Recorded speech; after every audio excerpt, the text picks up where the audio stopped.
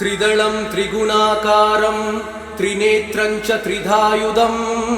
त्रिजन्म पापसंहारम् एकबिल्वं शिवार्पणम्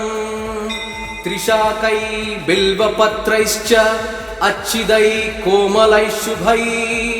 तव पूजां करिष्यामि एकबिल्वं शिवार्पणम् कोटिकन्या महादानं तिलपर्वतकोटयः काञ्चनं क्षीरदानेन एकबिल्वं शिवार्पणम् काशीक्षेत्रनिवासं च कालभैरवदर्शनम् प्रयागे माधवं दृष्ट्वा एकबिल्वं शिवार्पणम् इन्दुवारे व्रतं स्थित्वा निराहारो महेश्वरः नक्तं हौष्यामि देवेश एकबिल्वं शिवार्पणम् रामलिङ्गप्रतिष्ठा च वैवाहिककृतं तथा तटाकानि च सन्धानम् एकबिल्वं शिवार्पणम् अखण्डबिल्वपत्रं च आयुधं शिवपूजनम् कृतं नाम सहस्रेण एकबिल्वं शिवार्पणम् उमया सह देवेश नन्दिवाहनमेव च भस्मलेपन सर्वाङ्गम् एकबिल्वं शिवार्पणम् सालग्रामेण विप्राणां तटाकं दशकूपयो यज्ञकोटिसहस्रश्च एकबिल्वं शिवार्पणम् दन्तिकोटिसहस्रेषु अश्वमेधशतक्रतौ कोटिकन्या महादानम् एकबिल्वं शिवार्पणम् बिल्वाणां दर्शनं पुण्यं स्पर्शनं पापनाशनम् अघोरपापसंहारम् एकबिल्वं शिवार्पणम् सहस्रवेदपाठेषु ब्रह्मस्थापनमुच्यते अनेकव्रतकोटीनाम् एकबिल्वं शिवार्पणम् अन्नदानसहस्रेषु सहस्रोपनयनं तथा अनेकजन्मपापानि एकबिल्वं शिवार्पणम् बिल्वाष्टकमिदं पुण्यं यः पठेत् शिवसन्निधौ शिवलोकमवाप्नोति एकबिल्वं शिवार्पणम्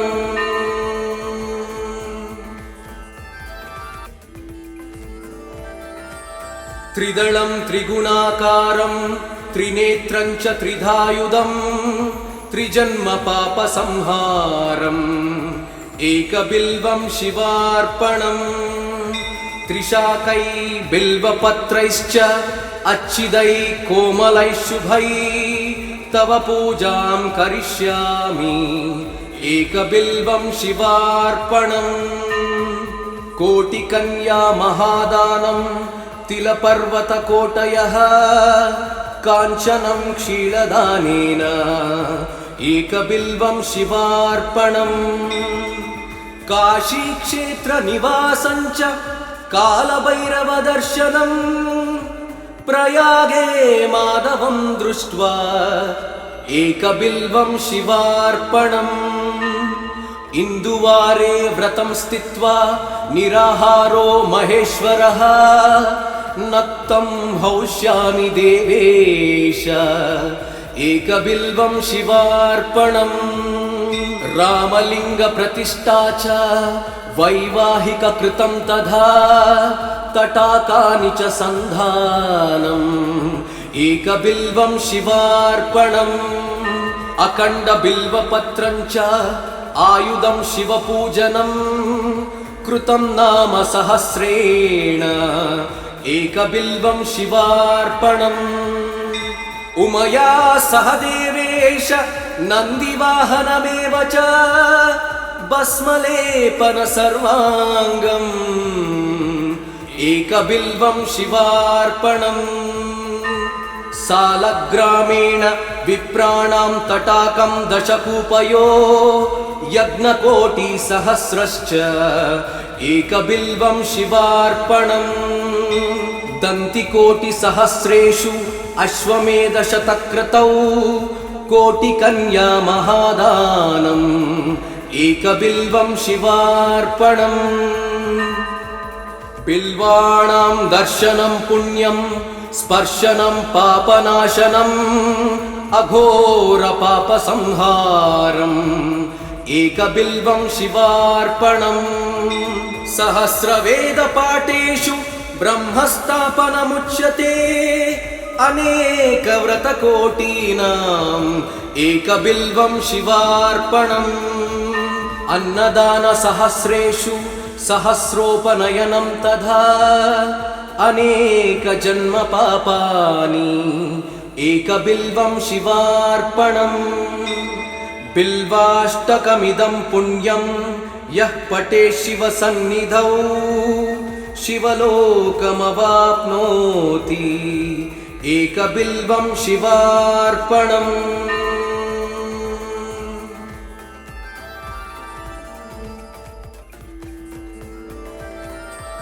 त्रिदलं त्रिगुणाकारं त्रिनेत्रं च त्रिधायुधं त्रिजन्मपापसंहारम् एकबिल्वं शिवार्पणम्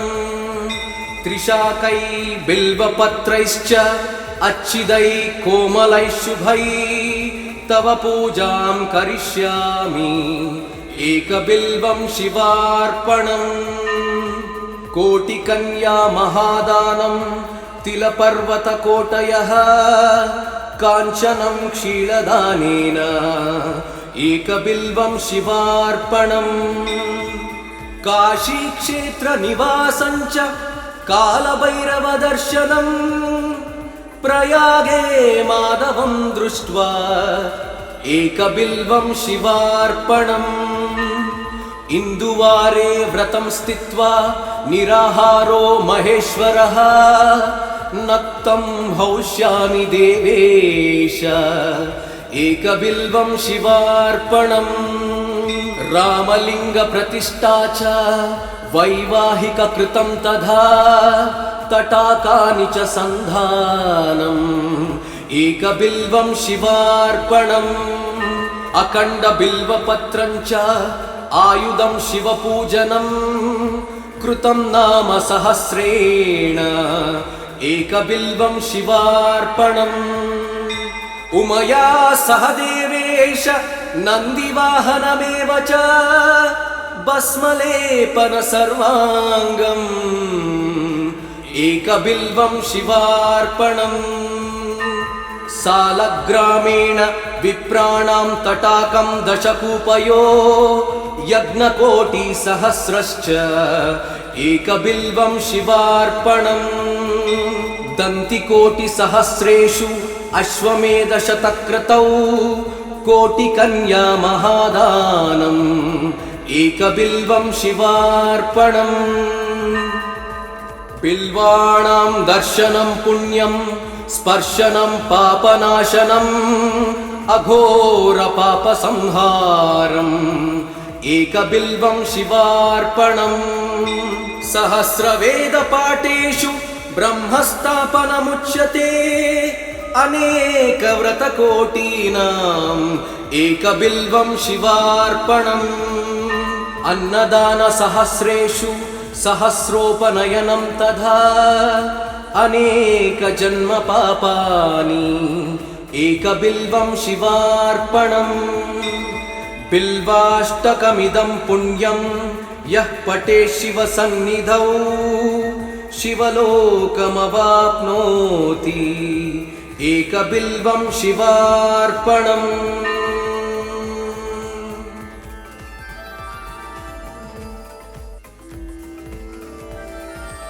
त्रिदलं त्रिगुणाकारं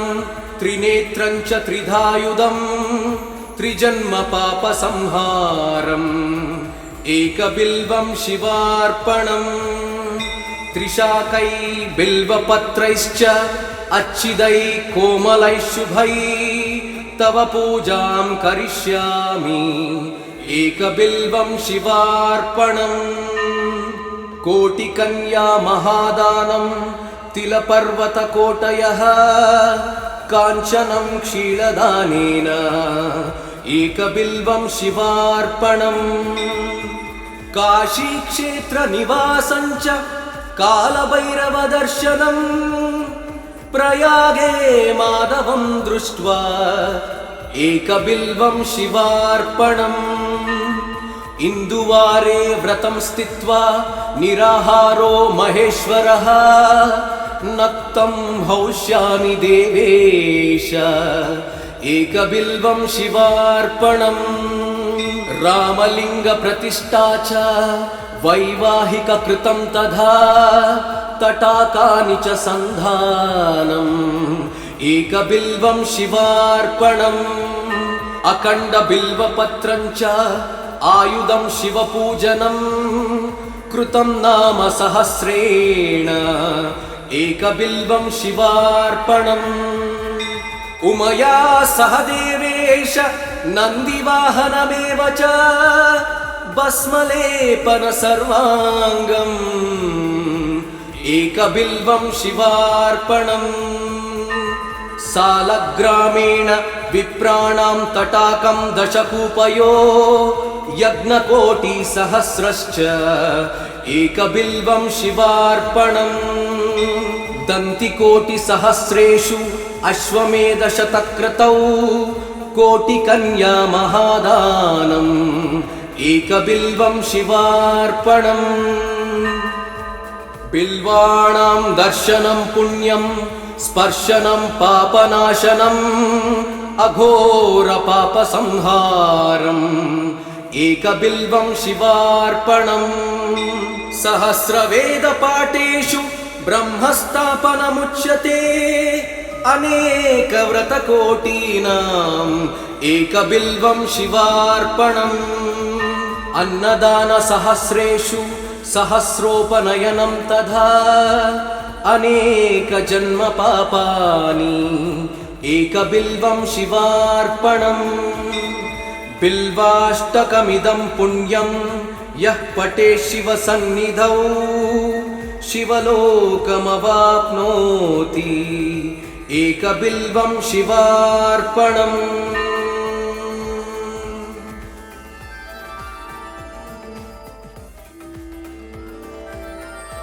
त्रिदलं त्रिगुणाकारं त्रिनेत्रं च त्रिधायुधं त्रिजन्मपापसंहारम् एकबिल्वं शिवार्पणम् त्रिशाकै बिल्वपत्रैश्च अच्छिदै कोमलै शुभै तव पूजां करिष्यामि एकबिल्वं शिवार्पणम् कोटिकन्या महादानं तिलपर्वतकोटयः काञ्चनं क्षीरदानेन एकबिल्वं शिवार्पणम् काशीक्षेत्रनिवासं च कालभैरवदर्शनम् प्रयागे माधवं दृष्ट्वा एकबिल्वं शिवार्पणम् इन्दुवारे व्रतं स्थित्वा निराहारो महेश्वरः नक्तं हौष्यामि देवेश एकबिल्वं शिवार्पणम् रामलिङ्गप्रतिष्ठा च वैवाहिककृतं तथा तटाकानि च सन्धानम् एकबिल्वं शिवार्पणम् अखण्डबिल्वपत्रं च आयुधं शिवपूजनं कृतं नाम सहस्रेण एकबिल्वं शिवार्पणम् उमया सह देवेश नन्दिवाहनमेव च भस्मलेपन सर्वाङ्गम् एकबिल्वं शिवार्पणम् सालग्रामेण विप्राणां तटाकं दशकूपयो यज्ञकोटिसहस्रश्च एकबिल्वं शिवार्पणम् दन्तिकोटिसहस्रेषु अश्वमेधशतक्रतौ कोटिकन्या महादानम् एकबिल्वं शिवार्पणम् बिल्वाणां दर्शनं पुण्यं स्पर्शनं पापनाशनम् अघोरपापसंहारम् एकबिल्वं शिवार्पणम् सहस्रवेदपाठेषु ब्रह्मस्थापनमुच्यते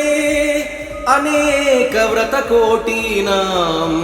एकबिल्वं शिवार्पणम् अन्नदानसहस्रेषु सहस्रोपनयनं तथा अनेकजन्मपापानि एकबिल्वं शिवार्पणम्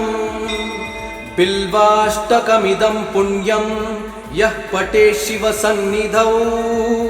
शिवलोकमवाप्नोति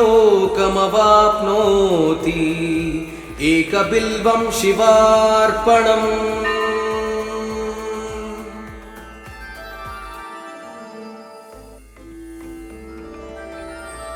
त्रिदलं त्रिगुणाकारं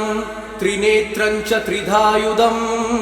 त्रिजन्मपापसंहारम् एकबिल्वं शिवार्पणम् त्रिशाकै बिल्वपत्रैश्च अच्छिदै कोमलैः शुभै तव पूजां करिष्यामि एकबिल्वं शिवार्पणम् कोटिकन्या महादानं तिलपर्वतकोटयः काञ्चनं क्षीरदानेन एकबिल्वं शिवार्पणम् काशीक्षेत्रनिवासं च कालभैरवदर्शनम् प्रयागे माधवं दृष्ट्वा एकबिल्वं शिवार्पणम् इन्दुवारे व्रतं स्थित्वा निराहारो महेश्वरः नक्तं हौष्यामि देवेश एकबिल्वं शिवार्पणम् रामलिङ्गप्रतिष्ठा च वैवाहिककृतं तथा तटाकानि च सन्धानम् एकबिल्वं शिवार्पणम् अखण्डबिल्वपत्रं च आयुधं शिवपूजनम् कृतं नाम सहस्रेण एकबिल्वं शिवार्पणम् उमया सह देवेश नन्दिवाहनमेव च भस्मलेपन सर्वाङ्गम् एकबिल्वं शिवार्पणम् सालग्रामेण विप्राणां तटाकं दशकूपयो यज्ञकोटिसहस्रश्च एकबिल्वं शिवार्पणम् दन्तिकोटिसहस्रेषु अश्वमेधशतक्रतौ कोटिकन्या महादानम् एकबिल्वं शिवार्पणम् बिल्वाणां दर्शनं पुण्यं स्पर्शनं पापनाशनम् अघोरपापसंहारम् एकबिल्वं शिवार्पणम् सहस्रवेदपाठेषु ब्रह्मस्थापनमुच्यते अनेकव्रतकोटीनाम् एकबिल्वं शिवार्पणम् अन्नदानसहस्रेषु सहस्रोपनयनं तथा अनेकजन्मपापानि एकबिल्वं शिवार्पणम् बिल्वाष्टकमिदं पुण्यं यः पठेत् शिवसन्निधौ शिवलोकमवाप्नोति एकबिल्वं शिवार्पणम्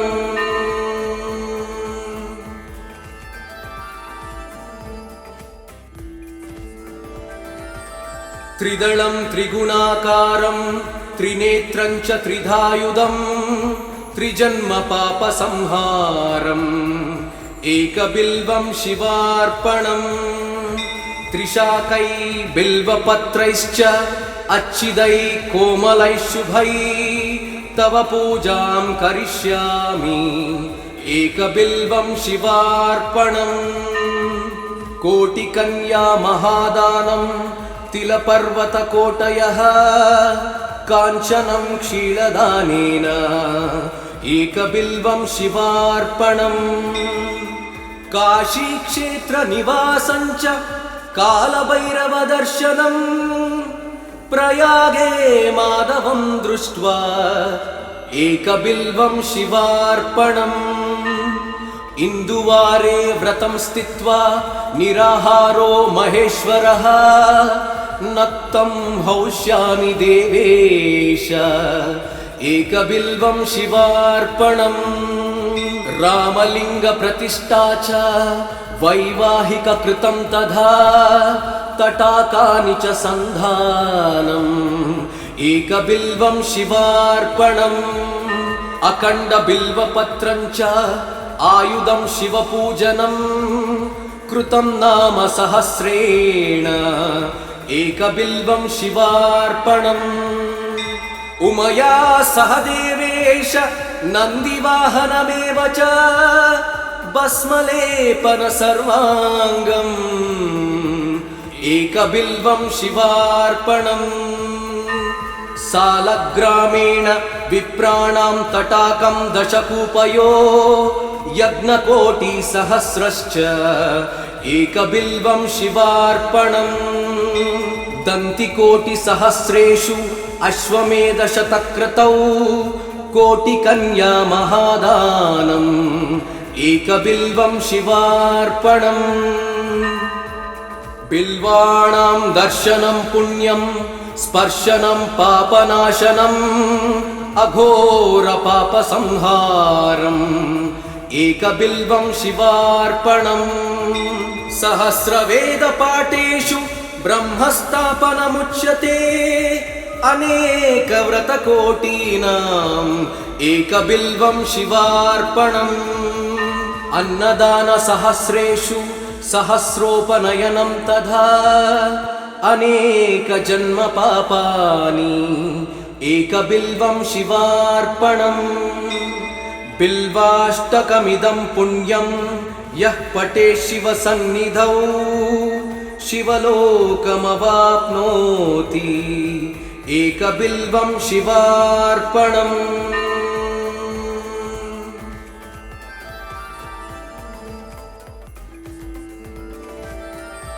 त्रिदलं त्रिगुणाकारं त्रिनेत्रं च त्रिधायुधम् त्रिजन्मपापसंहारम् एकबिल्वं शिवार्पणम् त्रिशाकै बिल्वपत्रैश्च अच्छिदैः कोमलैः शुभैः तव पूजां करिष्यामि एकबिल्वं शिवार्पणम् कोटिकन्या महादानम् तिलपर्वतकोटयः काञ्चनं क्षीरदानेन एकबिल्वं शिवार्पणम् काशीक्षेत्रनिवासञ्च कालभैरवदर्शनम् प्रयागे माधवं दृष्ट्वा एकबिल्वं शिवार्पणम् इन्दुवारे व्रतं स्थित्वा निराहारो महेश्वरः नक्तं हौष्यामि देवेश एकबिल्वं शिवार्पणम् रामलिङ्गप्रतिष्ठा च वैवाहिककृतं तथा तटाकानि च सन्धानम् एकबिल्वं शिवार्पणम् अखण्डबिल्वपत्रं च आयुधं शिवपूजनम् कृतं नाम सहस्रेण एकबिल्वं शिवार्पणम् उमया सह देवेश नन्दिवाहनमेव च भस्मलेपन सर्वाङ्गम् एकबिल्वं शिवार्पणम् सालग्रामेण विप्राणां तटाकं दशकूपयो यज्ञकोटिसहस्रश्च एकबिल्वं शिवार्पणम्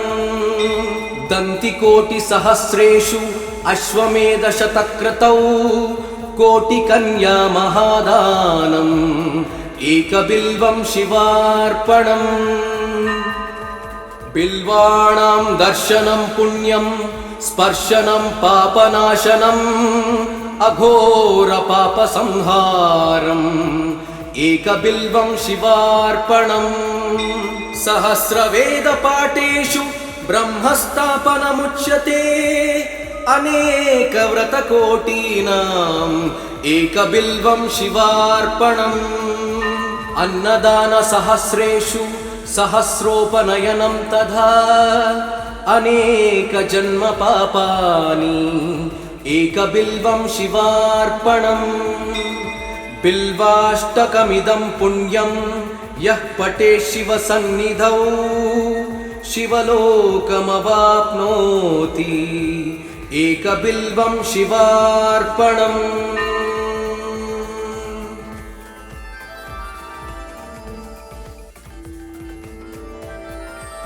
त्रिदलं त्रिगुणाकारं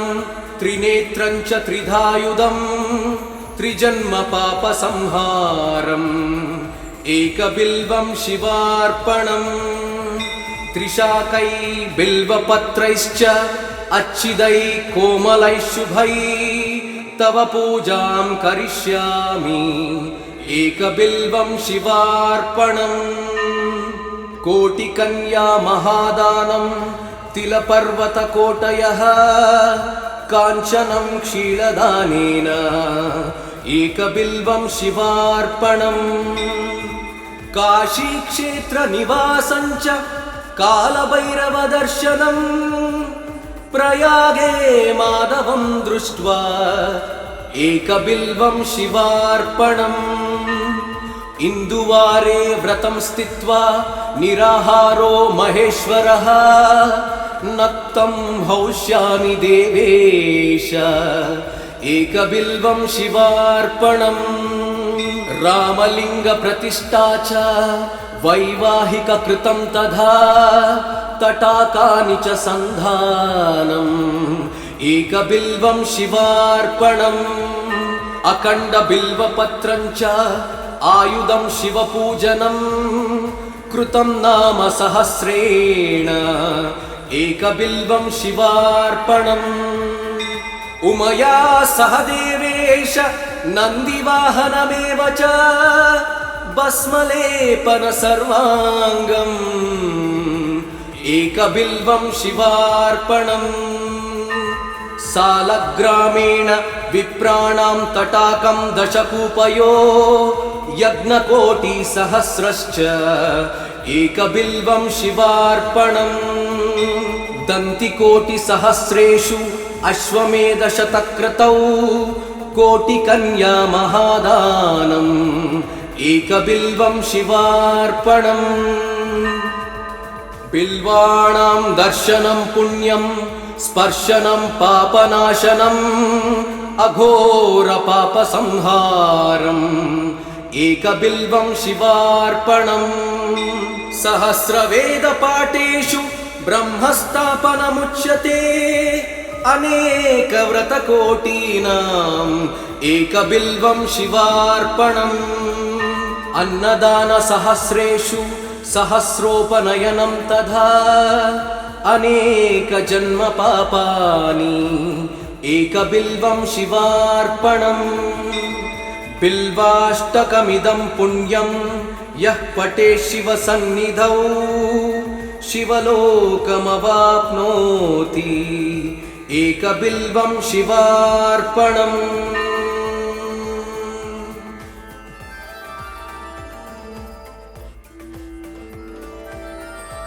त्रिदलं त्रिगुणाकारं त्रिनेत्रं च त्रिधायुधं त्रिजन्मपापसंहारम् एकबिल्वं शिवार्पणम् त्रिशाकै बिल्वपत्रैश्च अच्छिदै कोमलैः शुभै तव पूजां करिष्यामि एकबिल्वं शिवार्पणम् कोटिकन्या महादानं तिलपर्वतकोटयः काञ्चनं क्षीरदानेन एकबिल्वं शिवार्पणम् काशीक्षेत्रनिवासं च कालभैरवदर्शनम् प्रयागे माधवं दृष्ट्वा एकबिल्वं शिवार्पणम् इन्दुवारे व्रतं स्थित्वा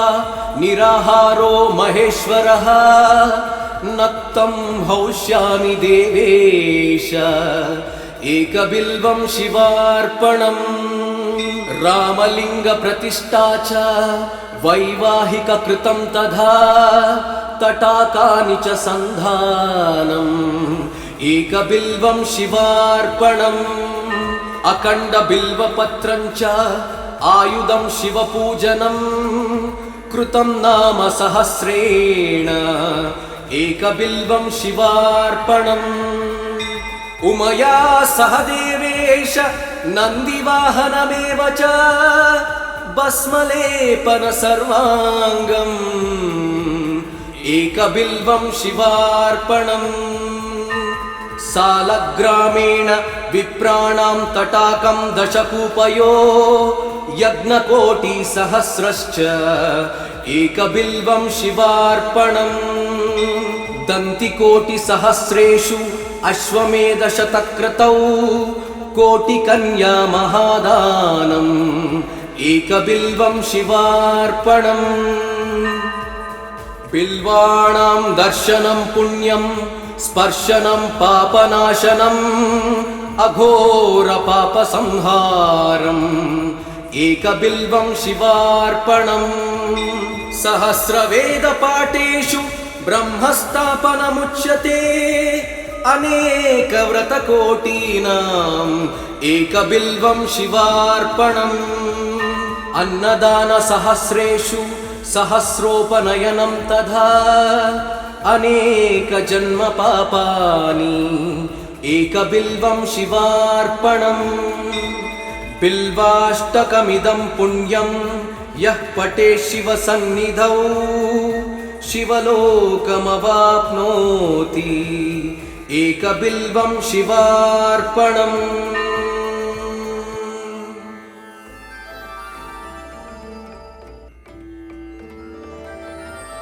त्रिदलं त्रिगुणाकारं त्रिनेत्रं च त्रिधायुधं त्रिजन्मपापसंहारम् एकबिल्वं शिवार्पणम् त्रिशाकै बिल्वपत्रैश्च अच्छिदै कोमलैः शुभै तव पूजां करिष्यामि एकबिल्वं शिवार्पणम् कोटिकन्या महादानं तिलपर्वतकोटयः काञ्चनं क्षीरदानेन एकबिल्वं शिवार्पणम् काशीक्षेत्रनिवासं च कालभैरवदर्शनम् प्रयागे माधवं दृष्ट्वा एकबिल्वं शिवार्पणम् इन्दुवारे व्रतं स्थित्वा निराहारो महेश्वरः नक्तं हौष्यामि देवेश एकबिल्वं शिवार्पणम् रामलिङ्गप्रतिष्ठा च वैवाहिककृतं तथा तटाकानि च सन्धानम् एकबिल्वं शिवार्पणम्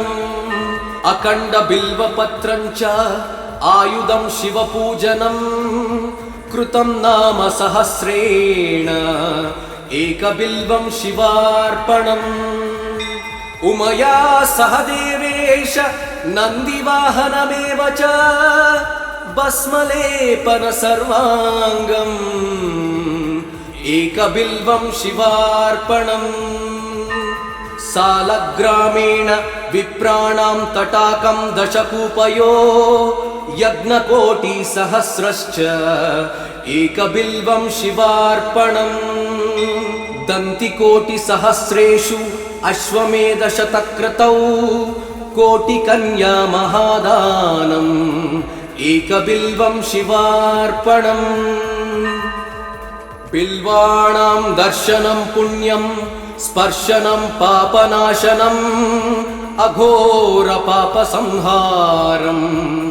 एकबिल्वं शिवार्पणम् सहस्रवेदपाठेषु ब्रह्मस्थापनमुच्यते अनेकव्रतकोटीनाम् एकबिल्वं शिवार्पणम् अन्नदानसहस्रेषु सहस्रोपनयनं तथा अनेक जन्म पापानि एकबिल्वं शिवार्पणम् बिल्वाष्टकमिदं पुण्यं यः पठेत् शिवसन्निधौ शिवलोकमवाप्नोति एकबिल्वं शिवार्पणम्।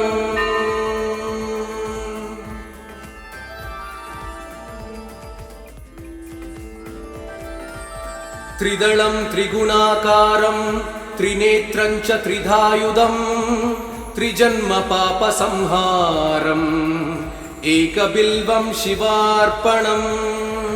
त्रिशाकै बिल्वपत्रैश्च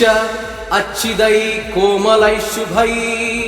तव पूजां करिष्यामि एकबिल्वं शिवार्पणम् कोटिकन्या महादानं तिलपर्वतकोटयः काञ्चनं क्षीरदानेन एकबिल्वं शिवार्पणम् काशीक्षेत्रनिवासं च कालभैरवदर्शनम्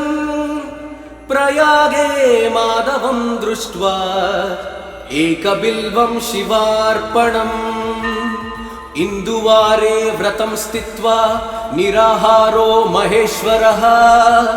नक्तं हौष्यामि देवेश एकबिल्वं शिवार्पणम् रामलिङ्गप्रतिष्ठा च वैवाहिककृतं तथा तटाकानि च सन्धानम् एकबिल्वं शिवार्पणम् अखण्डबिल्वपत्रं च आयुधं शिवपूजनं कृतं नाम सहस्रेण एकबिल्वं शिवार्पणम् उमया सह देवेश नन्दिवाहनमेव च भस्मलेपन सर्वाङ्गम् एकबिल्वं शिवार्पणम् सालग्रामेण विप्राणां तटाकं दशकूपयो यज्ञकोटिसहस्रश्च एकबिल्वं शिवार्पणम् दन्तिकोटिसहस्रेषु अश्वमेधशतक्रतौ कोटिकन्या महादानम् एकबिल्वं शिवार्पणम् बिल्वाणां दर्शनं पुण्यं स्पर्शनं पापनाशनम् अघोरपापसंहारम् एकबिल्वं शिवार्पणम् सहस्रवेदपाठेषु ब्रह्मस्थापनमुच्यते अनेकव्रतकोटीनाम् एकबिल्वं शिवार्पणम् अन्नदानसहस्रेषु सहस्रोपनयनं तथा अनेकजन्म पापानि एकबिल्वं शिवार्पणम् बिल्वाष्टकमिदं पुण्यं यः पठेत् शिवसन्निधौ शिवलोकमवाप्नोति एकबिल्वं शिवार्पणम्।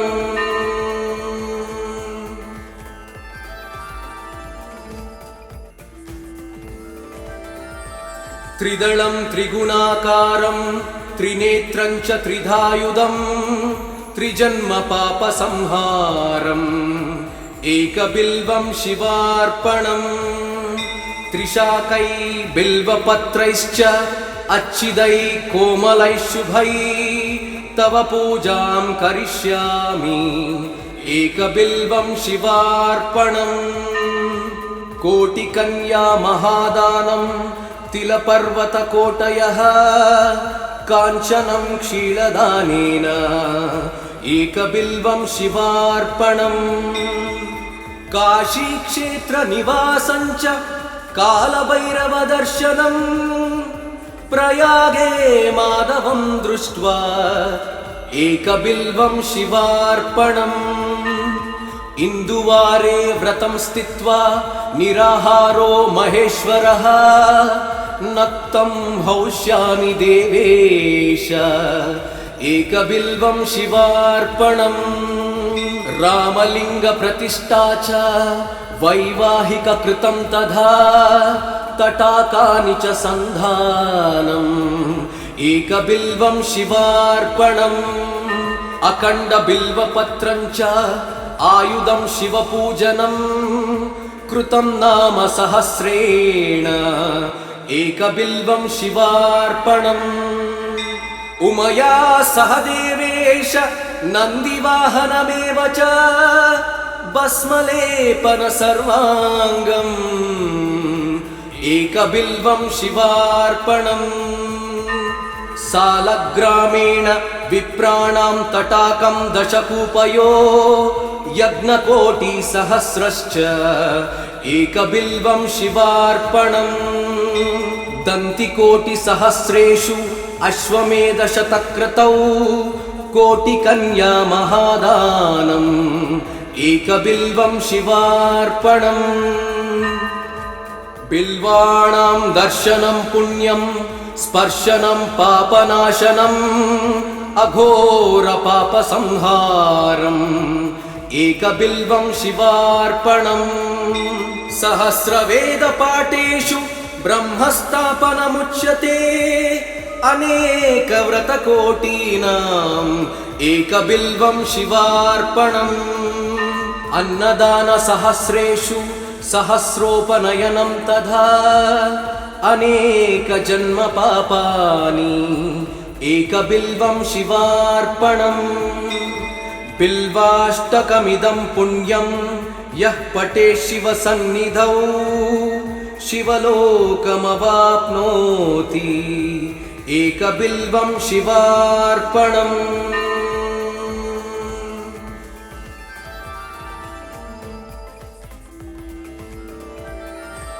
त्रिदलं त्रिगुणाकारं त्रिनेत्रं च त्रिधायुधं त्रिजन्मपापसंहारम् एकबिल्वं शिवार्पणम्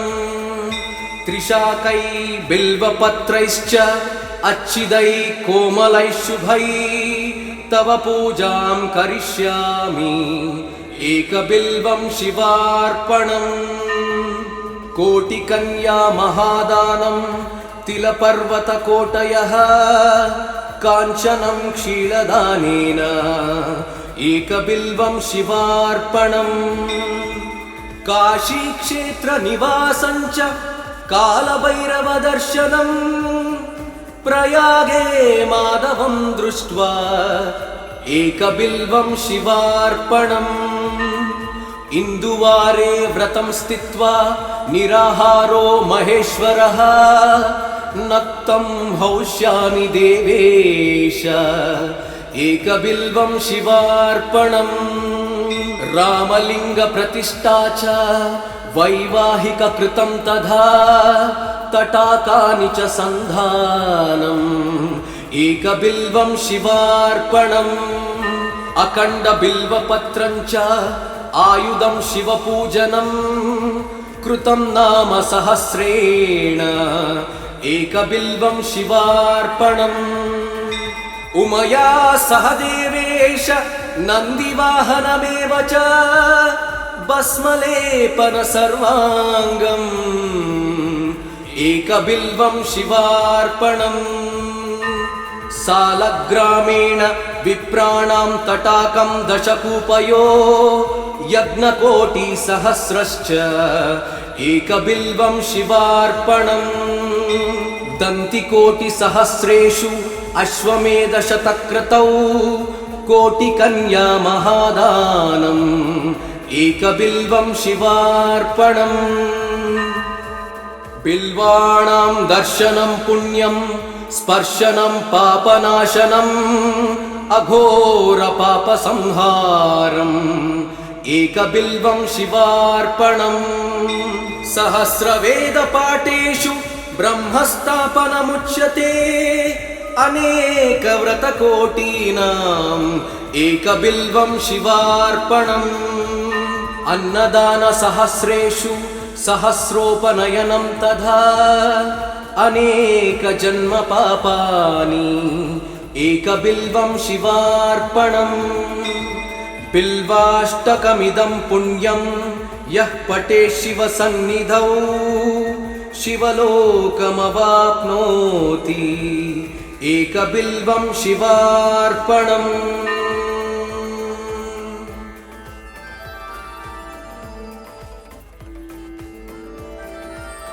त्रिदलं त्रिगुणाकारं त्रिनेत्रं च त्रिधायुधं त्रिजन्म पापसंहारम् एकबिल्वं शिवार्पणम्। त्रिशाकै बिल्वपत्रैश्च अच्छिदै कोमलै शुभै तव पूजां करिष्यामि एकबिल्वं शिवार्पणम्। कोटिकन्या महादानं तिलपर्वतकोटयः काञ्चनं क्षीरदानेन एकबिल्वं शिवार्पणम्। काशीक्षेत्रनिवासं च कालभैरवदर्शनम् प्रयागे माधवं दृष्ट्वा एकबिल्वं शिवार्पणम्। इन्दुवारे व्रतं स्थित्वा निराहारो महेश्वरः नक्तं हौष्यामि देवेश एकबिल्वं शिवार्पणम्। रामलिङ्गप्रतिष्ठा च वैवाहिककृतं तथा तटाकानि च सन्धानम् एकबिल्वं शिवार्पणम्। अखण्डबिल्वपत्रं च आयुधं शिवपूजनम् कृतं नाम सहस्रेण एकबिल्वं शिवार्पणम्। उमया सह देवेश नन्दिवाहनमेव च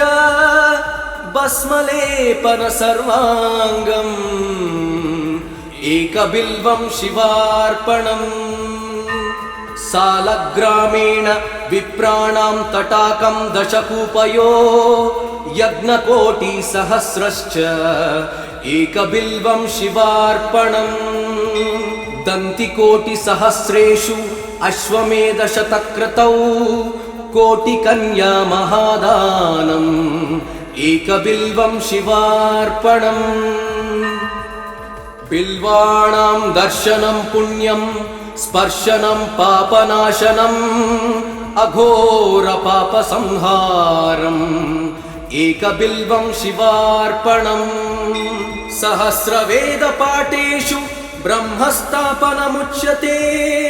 अनेकव्रतकोटीनाम् एकबिल्वं शिवार्पणम्। अन्नदानसहस्रेषु सहस्रोपनयनं तथा अनेकजन्मपापानि एकबिल्वं शिवार्पणम्। बिल्वाष्टकमिदं पुण्यं यः पठेत् शिवसन्निधौ शिवलोकमवाप्नोति